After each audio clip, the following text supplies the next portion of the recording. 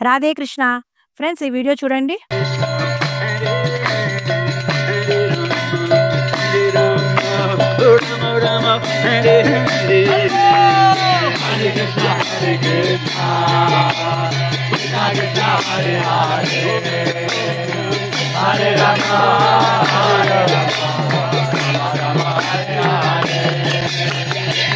ఇది ఫ్రాన్స్‌లోని new Mayapur.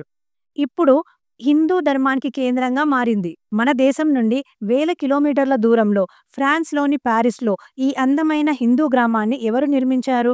Orthodox Christian మతం ఉన్న దేశం ఫ్రాన్స్‌లో ఈ కొత్త హిందూ గ్రామంలో పూర్తిగా 100% హిందువులతో నిండి ఉందని తెలిస్తే మీరు ఆశ్చర్యపోతారు.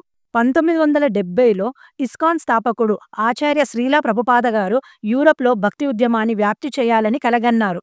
1974లో ఫ్రాన్స్‌లోని ఈ గ్రామీణ ప్రాంతంలో ఒక పాత ప్యాలెస్‌ని కొనుగోలు చేశారు. తరువాత భక్తులు దాన్ని ఆలయంగా, ఆశ్రమంగా మార్చారు. ఈ ప్రదేశానికి న్యూ మాయాపూర్ అని పేరు పెట్టారు. ఎందుకంటే ఇది భారతదేశంలోని పశ్చిమ బెంగాల్లో ఉన్న మాయాపూర్‌ని గుర్తు చేస్తుంది. ఈ ప్రదేశం 1974లో స్థాపించబడింది.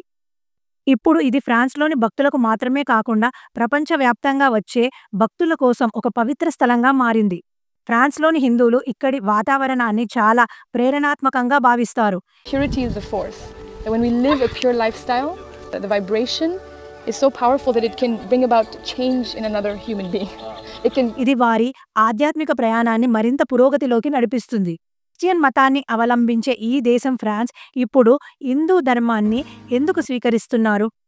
ఇక్కడ స్థాపించబడిన ఈ కొత్త హిందూ గ్రామంలో మీకు ద్వాపర యుగం అనుభూతి కలుగుతుంది. ధార్మిక కార్యక్రమాలతో పాటు ప్రాచీన భారతీయ విద్య కూడా బోధించబడుతుంది.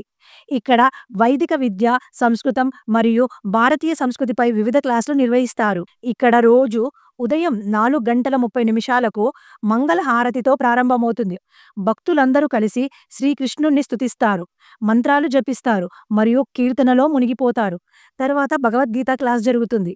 ఇక్కడ భక్తులు ప్రాచీన గ్రంథాల నుండి జీవిత సారాన్ని నేర్చుకుంటారు. రోజంతా ఇక్కడ అనేక కార్యక్రమాలు జరుగుతాయి. కొంతమంది భక్తులు వ్యవసాయం చేస్తారు, కొంతమంది గోశాలలో ఆవులను సేవిస్తారు, మరికొంతమంది వంటగదిలో ప్రసాదం తయారు చేస్తారు.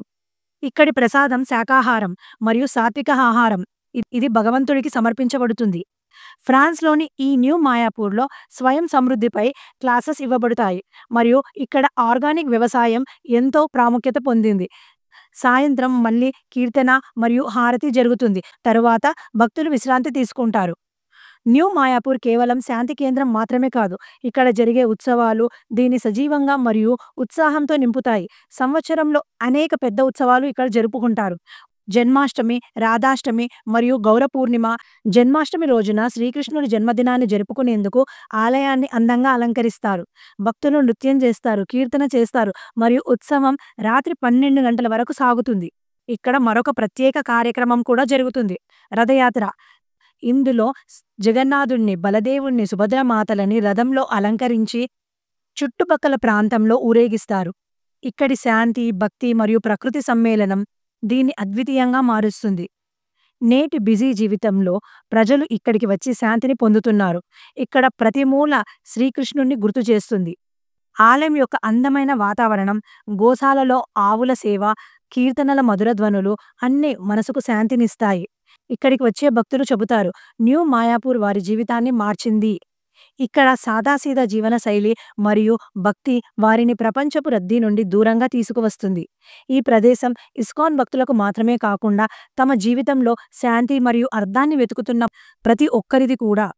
ఫ్రాన్స్‌లోని న్యూ మాయాపూర్ యొక్క అందమైన వాతావరణం, అద్భుతమైన ఆలయం, అక్కడి భక్తుల భక్తిని చూస్తే ఎంతో ఆనందంగా ఉంది కదా. ఫ్రెండ్స్, మీరు కూడా మీ అమూల్యమైన సమయాన్ని దేవుడి ధ్యానంలో, భక్తిలో గడపండి. అందరూ బాగుండాలి. మీకు ఈ వీడియో నచ్చితే please like, share and subscribe. Thank you.